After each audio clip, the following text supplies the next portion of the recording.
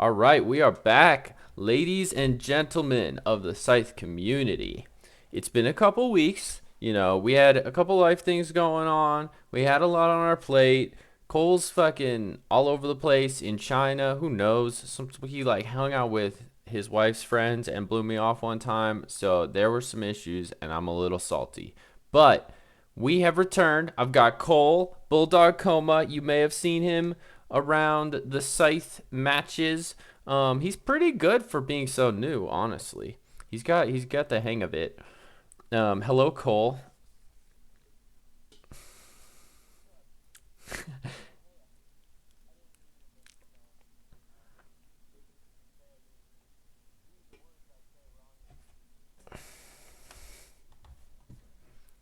Yeah,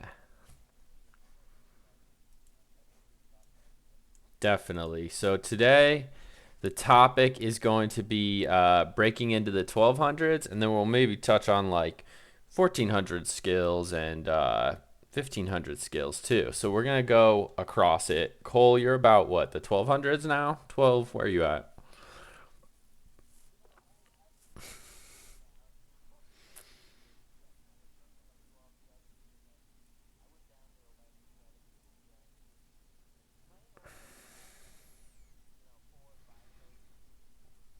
Mm-hmm.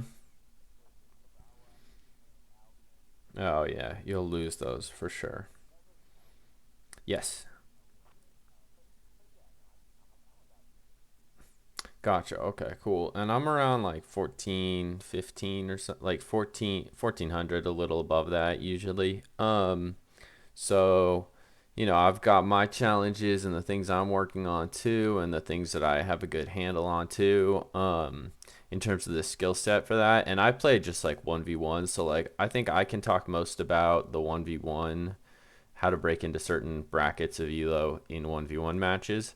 I don't play so much the 4 or 5, like 3, 4, 5 player. I feel like that's you have a lot less control over your destiny in terms of win or loss. In those, uh, just because there's like king making and this and that, and you're relying on other players to like for spacing to not let the person in the lead win and things like that. So that's kind of just like a lot of random chance and fuckery involved in like 3, 4, 5 player. Um,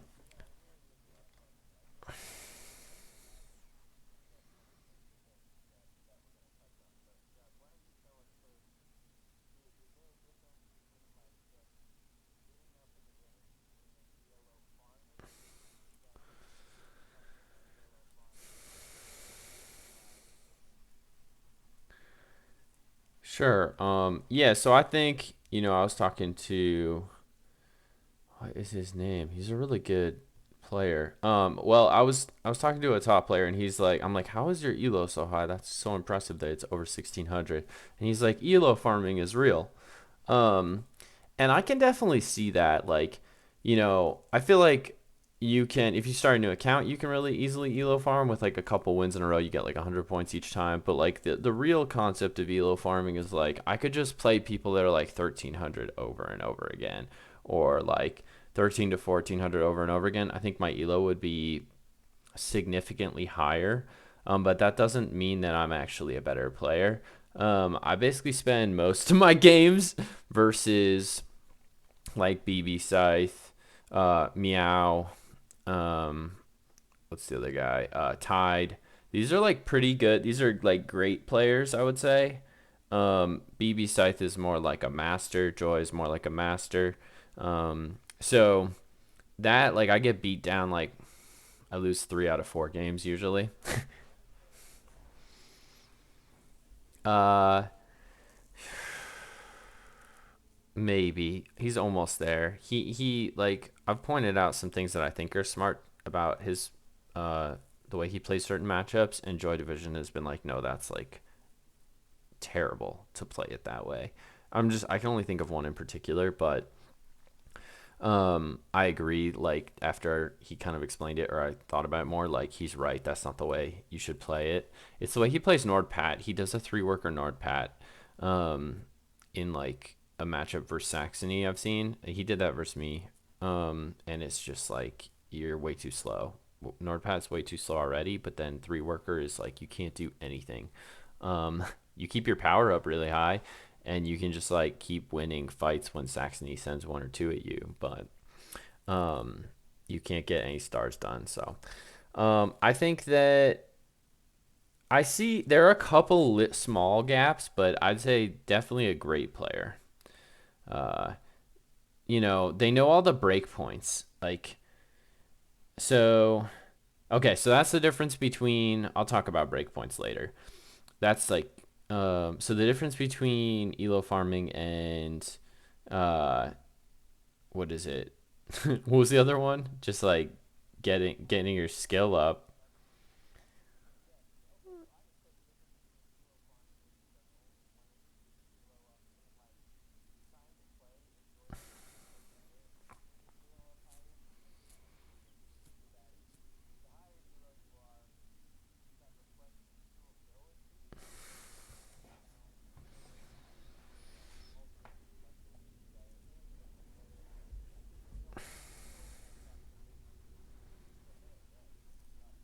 Mm-hmm.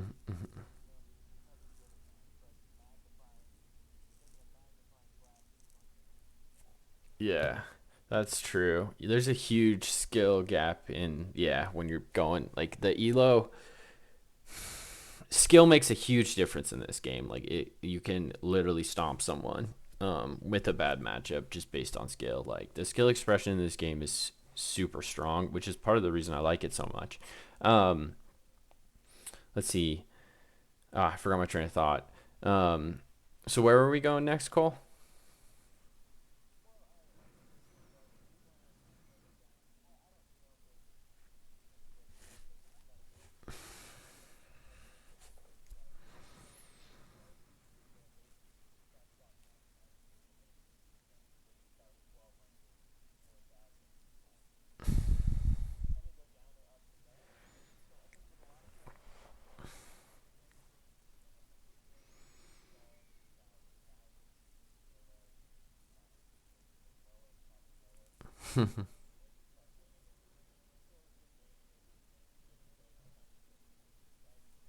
Mm-hmm.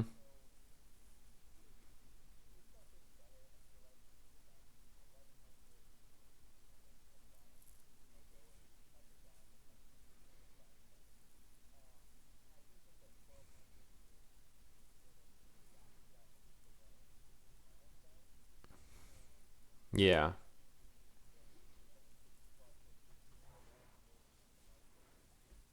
Hmm.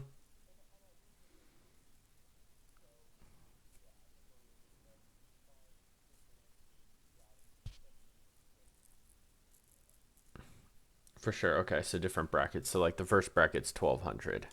Okay.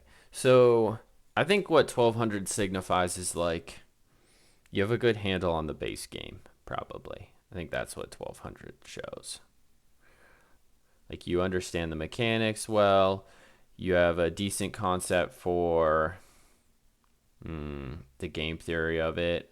Um, you understand how to be efficient finishing up. I don't think you understand how to disrupting is like a trap that you can fall into. Like I don't think you understand how to disrupt the other players super well. Because when you get into like you go to disrupt and then you get into like a four battle exchange back and forth, then you have to be able to predict four battles later like how you're gonna come out. So that's actually a really tough skill to master. So I don't think you have that yet. Yeah.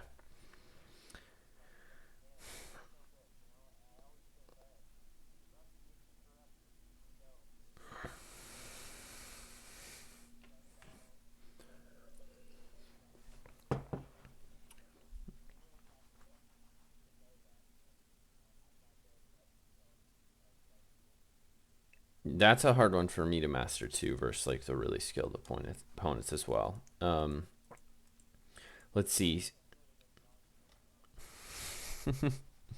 Um, so maybe just for some framing from what Joy Division's teachings have given me for the rules for the skill brackets. So how to separate from the rest is what he said. So versus noobs, if you can do the standard openings on the matchups, that'll separate you because you're just going to be set up like you have guardrails on you for the rest of the game to finish your stars efficiently. And then you take two combats at the end that like you can even guarantee them sometimes. Like I'm attacking one mech, I have 7 power and a 5.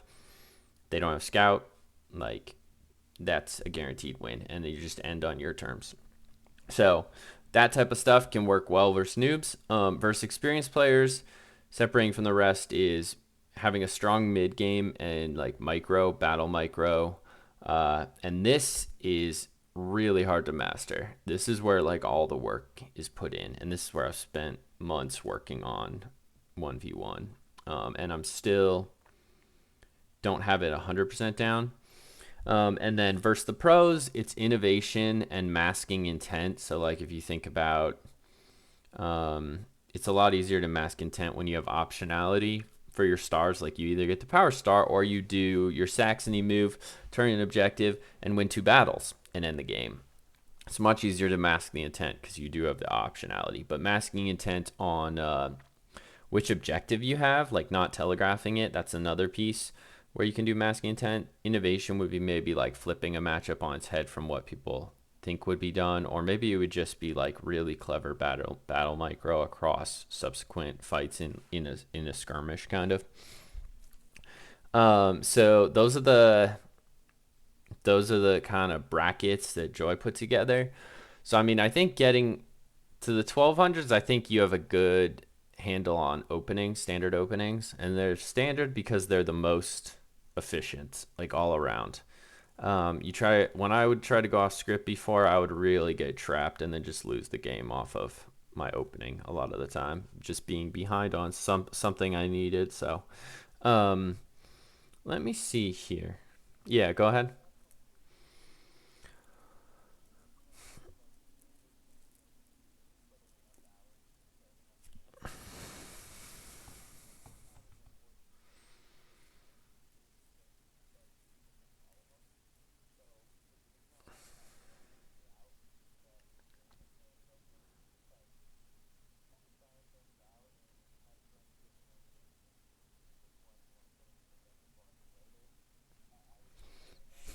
Yeah, having two openings on some of the combos is like when you're really getting somewhere. Like some combos are really opening combos are really flexible. Like Crimea Engineering, Crimea Industrial. Like I maybe know like 3 or 4 ways to open Crimea Industrial because it's so flexible. So those Crimea faster boards with low power, those have a lot of ways you can open them. So you'd want like maybe two once you get really into things. Two openings, and then the other ones just having the strong main opening is good. Like let's see, what's a like Rust Fiat Mechanical. If you just know the main opening, for that I know two, but if you know the main opening, that'll set you up pretty well for the 1200s. Let me see. Cole, do you want to talk about what helped you get solidly in the 1200s? Because you're a very new player. Like you're maybe like 6 months in, 8 months in.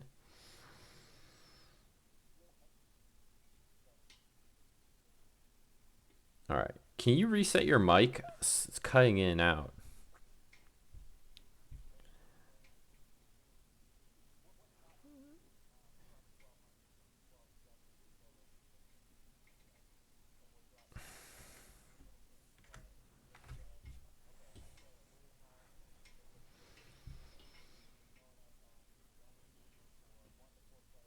Mm,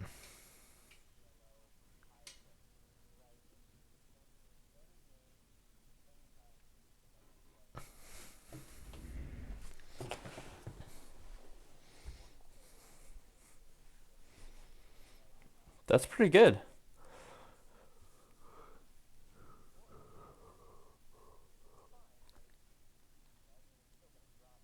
Mm-hmm. Mm-hmm.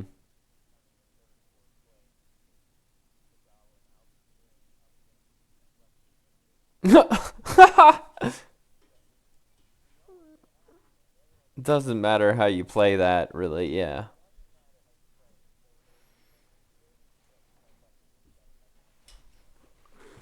by playing games like that. Yeah. If you care about elo, yeah. If you care about elo, yeah.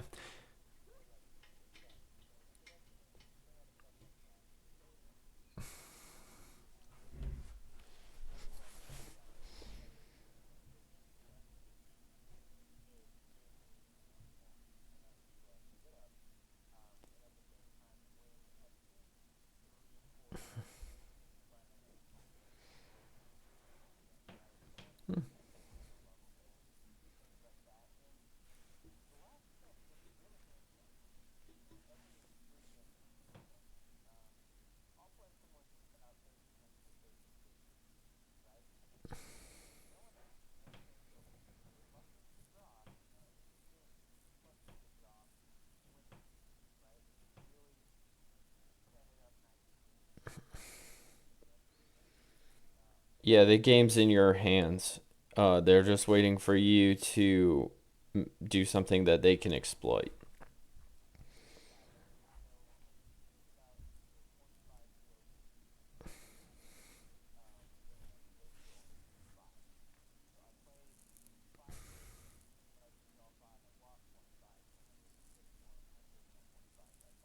Yeah, it's quite unfair for the high level players.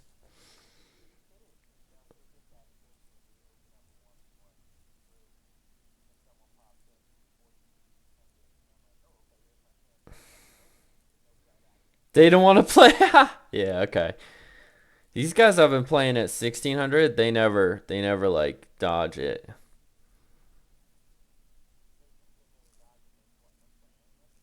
They'll play me. They'll play me when I'm down. Like I think they'll play anyone, honestly. Yeah. They don't dodge at all based on like unfavorable elo stuff. They're just so good. They're not afraid of that. They know that their skill shine through even if they take unfavorable matchups, right? But yeah.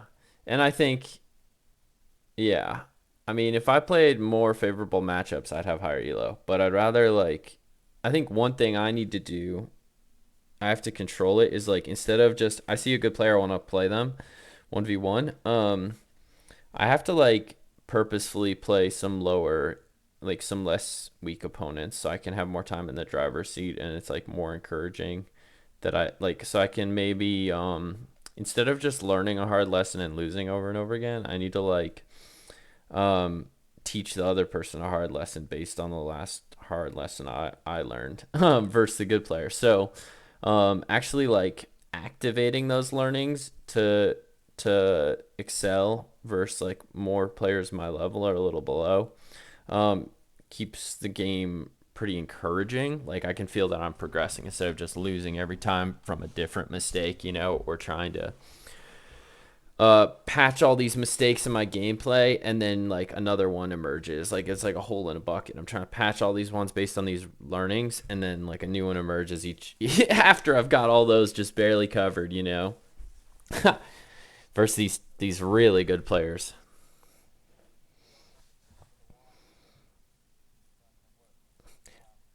You can do it, but it's hard. Yeah, it's hard. It's hard mental work.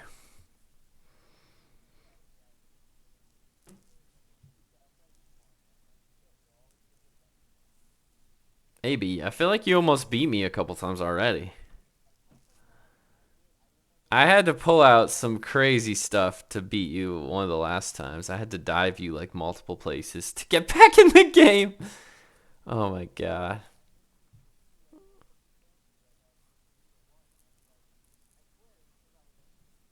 Oh yeah, that's the other thing. Yeah, I keep playing these players on 10-minute timers who know what to do a little better than I do. So then it takes me longer to play my turns. So then towards the end of the game, I'm always like at 1 minute and they're at three. So then I make mistakes, and the game grows. So the game grows in complexity as uh, popularity gets involved. Diving can get involved. Win conditions start to like pop off every which way with optionality for the other person.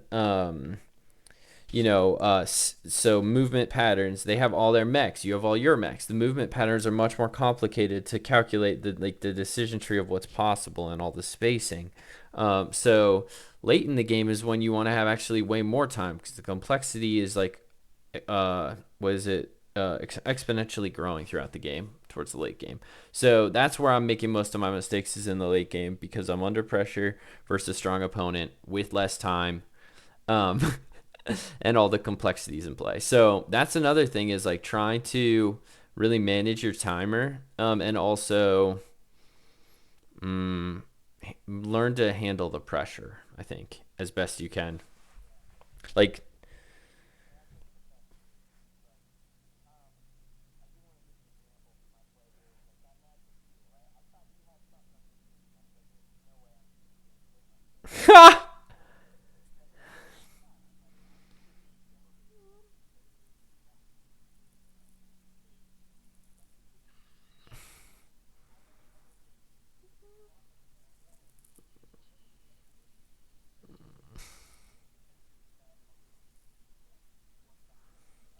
yeah,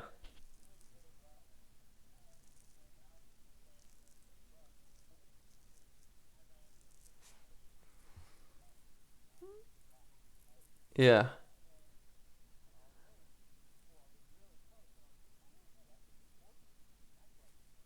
huh, yeah. It's an intimidation. Yep, yeah. I I had an example in this other RTS game that I played where I was playing the favorite of the tournament in this money tournament. Um, and I played him the first map, it was a best of three. The first map, it was his strongest map. He's known for completely winning it. And I took like a sneaky thing and sniped him and was able to win. And just executed it perfectly. So I was up 1-0. And then we get to the next map, and I do something, my play style was extremely aggressive in that game. I do something and I'm about to like base swap him. Um, Actually, not even. So like I was pushing into his base and I was like, "There's no way." I just got intimidated and backed out from like an easy win. If I had just continued walking through his base with my like unit, I would have killed his whole base and then lost a little bit and then just won and then knocked him out of the tournament and advanced to like the semis or the quarterfinals. But instead, I second guessed it. I was like, oh, the image of this guy, he's so good. There's no way I've caught him in this position. And then what happened is I backed off. Then we ended up trading bases. So we each killed each other's bases and then had to rebuild in the rubble of the other person's base and then start the game again and fight the other direction. So, and he beat me in that. He started rebuilding earlier on like sides and hidden places, so he read it better. So that's the second guessing. Had I not done that, like, I mean, I probably would have gotten like third or I probably would have, yeah, I mean, it would have been a huge achievement. So um being intimidated by your opponents is a real thing, especially when you're under pressure. Like you have to make split-second decisions. The timer, like it's something you maybe have to train or work on your mental to deal with.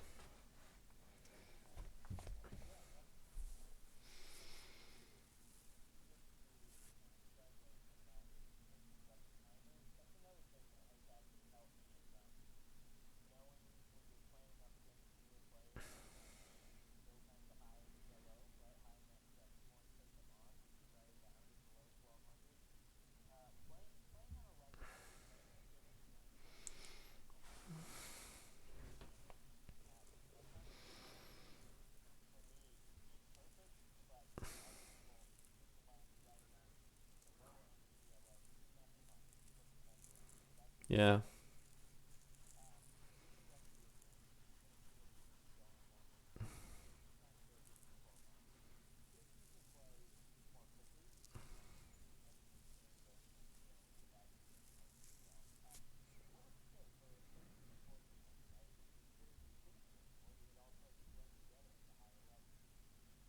No, I'd say there's like really clear breakpoints. So what helped me get from like 13 to 14 was learning how to read the matchups. So there's 48 combos. This is for 1v1.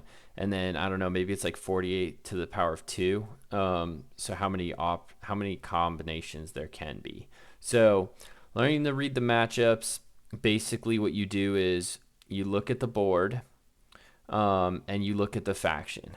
So this is the highest level of it, really. Let's just say, and this will get you really far, as a like a foundational skill, and it gives you a blueprint for how to play the whole match. You know, like what that combo you're against wants to do and what you want to do, and then you want to try to make it. You want to win little advantages to stop them or make it easier for you. So let's just take a look. So like, let's start with just the boards. So boards. All right, so there are eco boards and then there are speed boards. So they're like slow, high power, high cost economy boards, and then there are weak, fast, efficient, low money boards. So some examples of the speed boards are industrial, engineering. Yes, so we're just looking at the boards, and this is like across all factions. So you'll know how that faction mat combo is going to play by looking at their board, basically their mat. So industrial, engineering. What are the other speed ones? Let's see.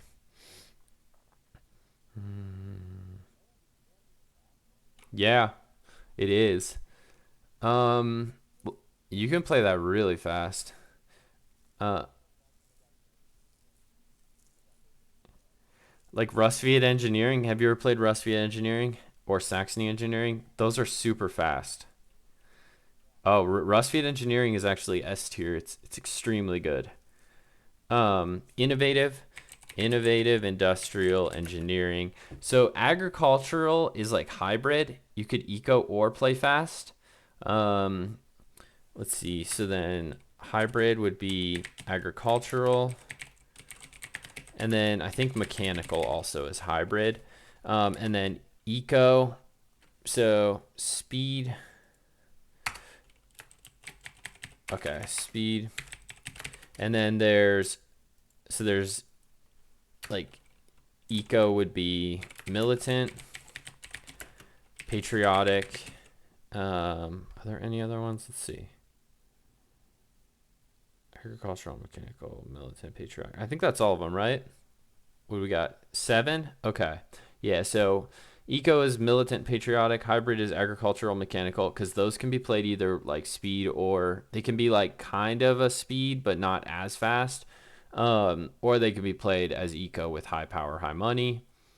And then speed is industrial, engineering, and innovative. So a lot of times in 1v1, speed is king, and you can control the center of the board.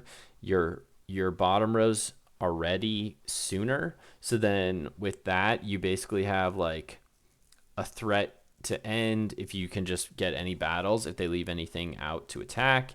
And then if not, you just have a huge point lead, and then you can just go grab encounters and pick up pop and just get pop, or finish a convenient bottom row on movement star kind of thing. So you put them into a chokehold with these speed boards. You can. So reading like what they have versus what you have, if you have an eco board and they have a speed board, what you need to do is stall the game. But then at critical points when they're like, you don't want to give them any combats because they have a faster board. So they can trade combats and then end before you even have your bottom row. So that's like one way to navigate. And then if you can stall their combats, or if they have the ability to end without, like, they took one combat and you couldn't stop it or something, if they have the ability to end, what you want to do is find the right point to get your spread going. So that way when they go for their end, they don't have the points to end. And then that buys you more time too. So by spreading, you can stall. So you read the boards, and then you read the factions.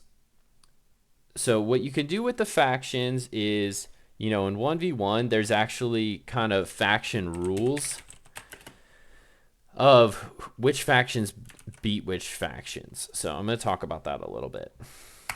And yeah, this is 13 to 1400, I'd say. I mean, the factions, knowing which factions beat which factions will take you, is a skill you're going to use up to like 1500 though, for sure. And a lot of what controls which factions beat which faction is, it's mainly controlled by the Riverwalk actually. Who can force on, who can force on who else's base? Um, so let's talk about it. So Saxony just destroys Nord. 1v1, Nord basically needs to hide from Saxony all game. Especially a fast Saxony board because they can end at will. So you have to be hot. You can't let them win any battles in case they have two objectives. So Saxony beats Nord. Think about it. Think about the Riverwalk. Um, yeah, they can. All of Nord's power is based on that metal tile in their base that they need to control. If you can attack that at will very easily, that makes it extremely difficult for them. Let me go here. Pole beats Nord, kind of. That's a tricky one. Okay, so Saxony beats Nord. I'm trying to think of the other reasons why Saxony beats Nord. It's hard. It's hard to come up with all of them right now. But yeah, it's basically about Riverwalk. You can force on their base easily, whereas to get to from Nord to get into Saxony's base is super hard. So Crimea beats Rusviet. You can force on their base one. They can force on each other's base. They can force on each other's base, but Rusviet can actually walk, or Crimea can actually like walk through Rusviet's base if they can fight through the whole base. And then the other part is that Scout completely counters People's Army. People's Army is an extra combat card.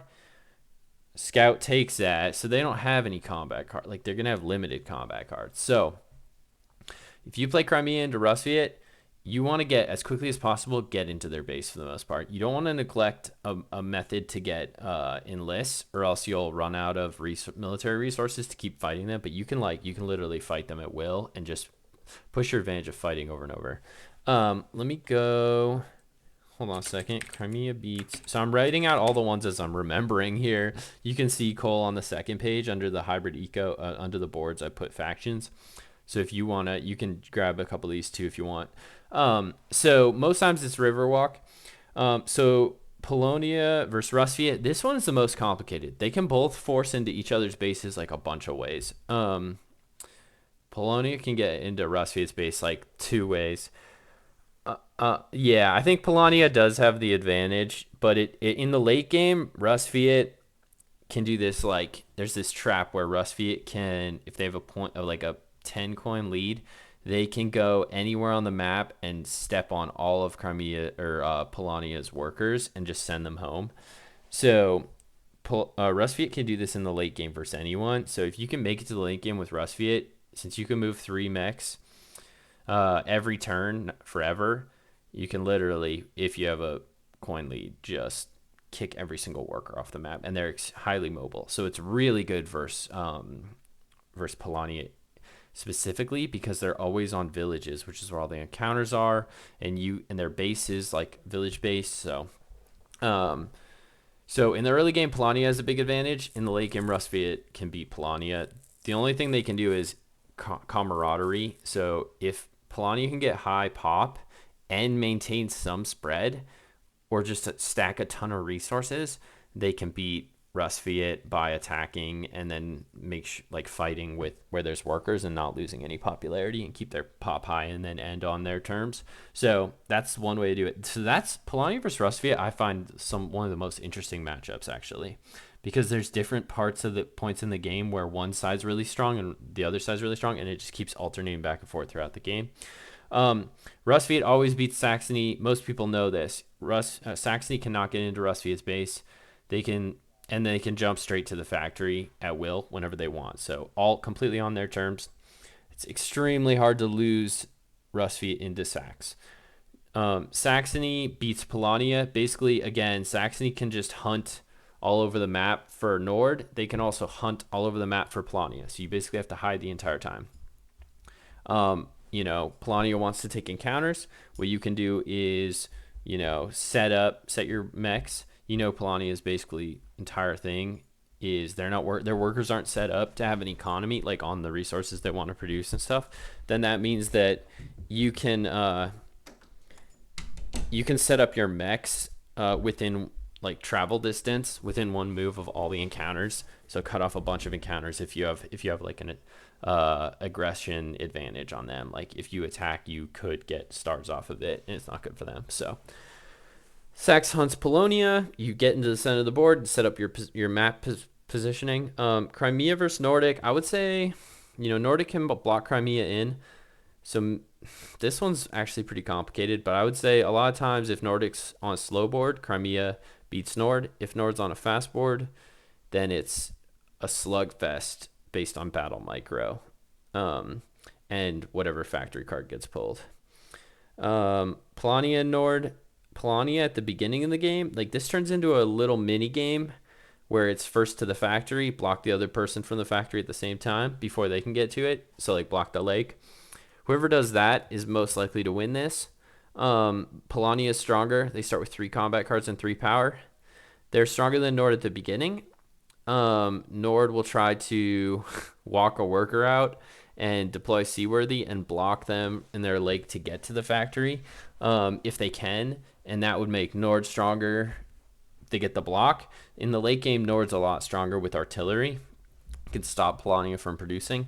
So this is a super interesting mini game that I love to play. It's very difficult. You don't want to throw too much stuff early, but there are critical breakpoints where you need to throw in these fights. But there's going to be fight after fight. Like this might be like a 10-11 fight game by the end of it in a 1v1. Crimea versus Polania. Crimea like has Polania's number. They literally can hunt them all over the map. Saxony's base is a good place to hide for Polania, but only until Wayfair's out, or you have to block with like workers to like the base tiles for where Saxony starts, so they can't walk through it. So Crimea with a factory card and Wayfair, if you're Polania, you need to stop them getting that factory card and Wayfair or delay it as long as possible, because once they have that, they can just scout you over and over again, and hit you all over the place, knock all your workers off in any base that you're in, and then they can reach you anywhere for a fight with Wayfair plus factory card. So that's coming in the late game when you're Polania into Crimea. So Crimea will beat Polania in like almost every case. Like it's kind of like it's so hard to do. Is this helping you, Cole? Are you learning some things?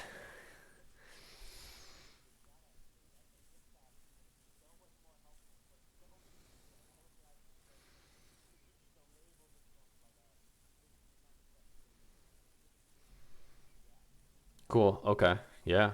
Oh, I'm glad it's helpful.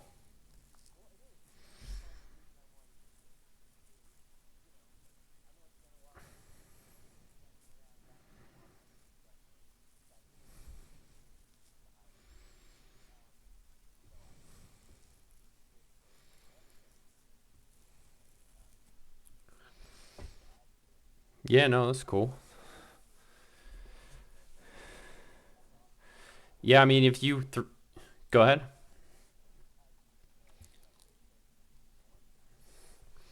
Yeah, I mean, this some of this stuff, knowing that that's where the game's going to end up, it allows you to make good decisions earlier in the game.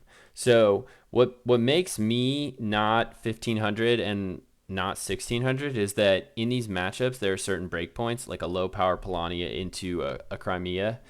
There are certain breakpoints in the game, and you need to know those, or like at the beginning of the game, that those are the breakpoints that are going to allow you to win from a disadvantage, or you're just going to let them play like the game's in their hands.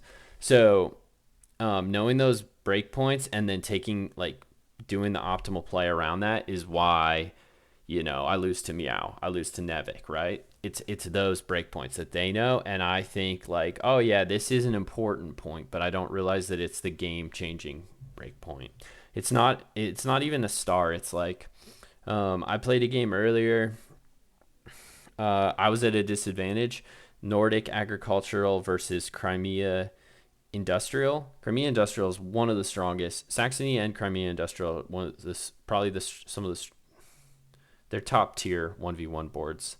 or matchups.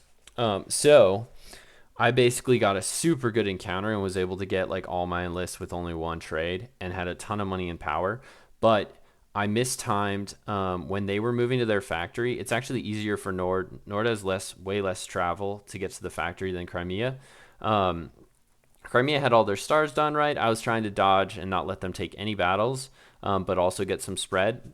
But I was stalling so I could catch up because it takes me the agricultural board. It's going to take you like 5 extra turns than the industrial board, just based on a rush board versus a slow hybrid board.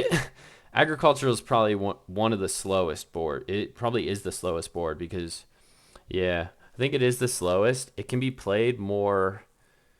It's a really unique one actually. Anyways, so there were 3 turns that I needed to look ahead to make sure that I beat them to the factory with 2 mechs, because I did have like a decent power setup. Like I was ahead on power. They were low power combo, right? But instead, I didn't think about that. That was actually the break point of the whole game of who was going to win the game, and I looked it back afterwards and realized that. But our scores were like we were competing, and I maybe was actually excelling a little bit, even though I was going slower, until they took the factory. And then they got like a pop factory card, and they got like up to 16 pop, and it was just impossible for me to win, even if I end on my own terms because their score was so high. So their score skyrocketed after they took the factory, and I could never take it back. And if I did, I'd lose my tier 1 pop with the way they set up. Plus, there was a bonus.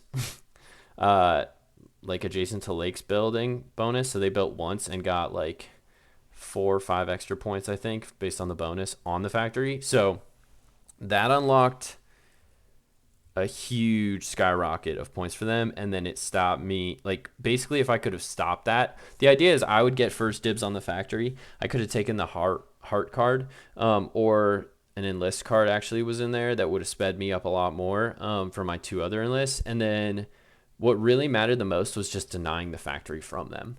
Their access to the factory, like 3x'd what their score could have been in that game. Um, so that was the break point. I didn't know until I lost the game, until after the game. I sat there like, I'm getting better at stalling in a disadvantaged matchup, but I'm not getting well, like knowing when you have to be aggressive when you're in a matchup where you need to hide and not give away any fight is where what separates like me from like BB Scythe. He knows, like he knew that opening that he needed to, and I maybe didn't even have to fight because I could have just 2v, like it would have been a 2v2 on the factory, but I had the military advantage. So, and if they lose, they go all the way back home. Whereas if I lose, I just go to the lake. So had I like, that was a huge opportunity and like alternate phantom game that would have been resulted in my victory if I realized that break point. So yeah. So break points. Break points are where I'm still struggling, I'd say.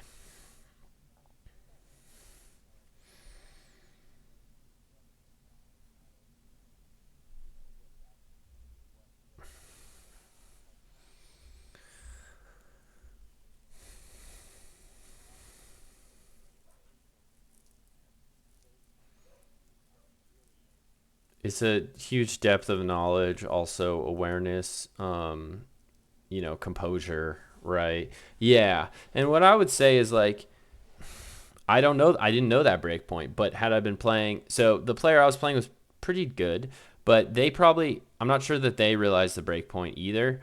Um, uh, where was I going with this? Basically the game was in their hands when they drew that. Crimea Industrial versus uh, Nord Patriotic, I think is what I had. Oh no, sorry, Nord Agricultural. Yeah, the game was in their hands. It was theirs to lose. So all they did was take the factory, probably not thinking too much about it, which is like the move you would want to make without even knowing the breakpoint. So they may not have even had mastered the breakpoint, but if I was playing a great player, they would know. Um, so but they did realize that if I wanted to take the factory back, and they put 4 workers on it after getting all their spread, so I would lose tier 1 pop if I did. So that was a smart move. And then building, like, this was a good player for sure, but I don't think That's all stuff you can do without realizing the deeper level of what matters the most. It's the breakpoint. So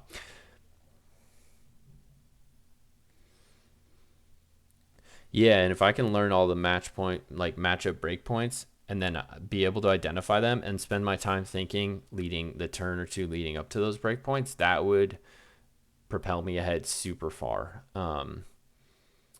Like really, the game is made or broken like 90% on those.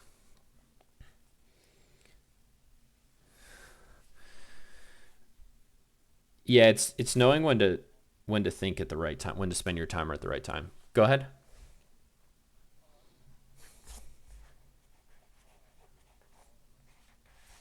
I think that yeah, no, that's pretty good. The only other thing I would add is that you know, what happened. This happens for me is that when I play a bunch of games in a row, which I love to do, um, I need like a forced 3 day break in order to get my actual ability to predict and think about the nuances back. My brain just is playing more intuitively. I like in order to stay engaged with like what do they want to do this turn, what do they have available. Like my brain will get kind of like fatigued on the exploratory thinking and the like really proactive thinking. So I suggest like 3 or 4 force two, even a 2 day force break can really help.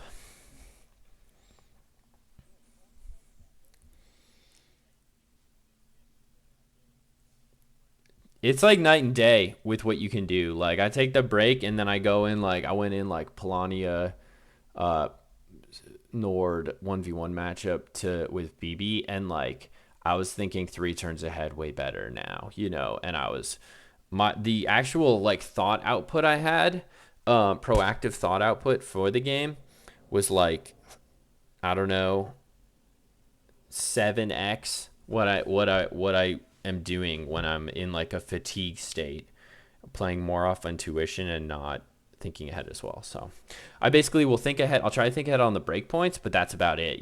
Whereas you have to play this game proactively, and that's why I try to like mentally model the whole matchup before the game even starts.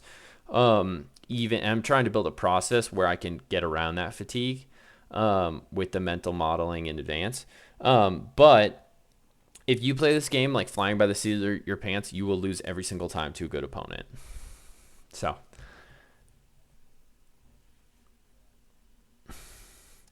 yeah, that's my final tip. So I think that hopefully that we've the break points, you know, uh, so reading the faction and reading the board. The board matters more than the faction matchup, but then the factions is next. I would say, they're both super important. So I would say that those tips will get you pretty far, in 1v1 Scythe. And 1v1 Scythe is just a higher stakes, more consequential practice ground than like 3-4 player, really.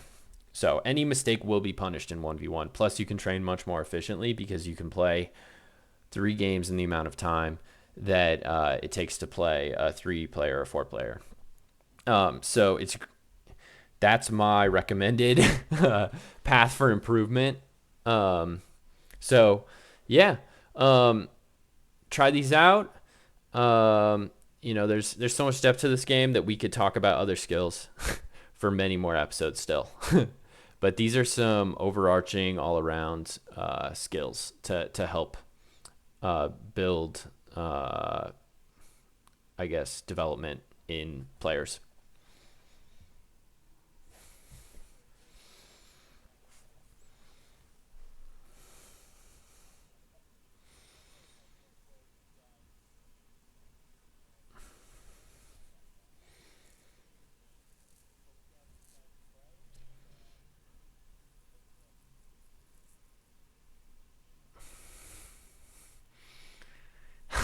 Nice, yeah. And I think maybe what we could do in a subsequent episode is, we get some flashcards with the different matchups and just like pull different ones, and then have me or foam off or someone give the read and of how that matchup would play. But yeah, Cole, I would say for you, focus on the matchup read.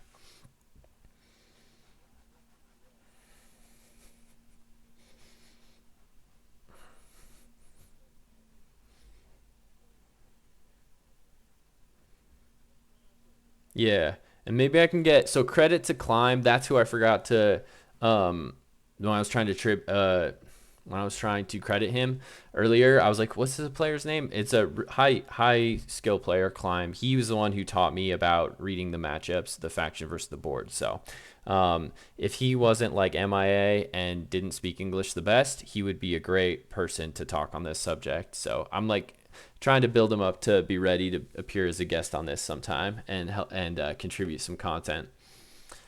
It might be he's in Eastern Europe, I think.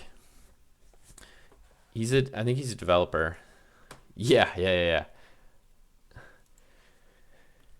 But yeah, let's wrap it up. And thanks everyone for listening. And we might, try to get another one in next week. So thank you, Cole. And everyone take care. Happy holidays.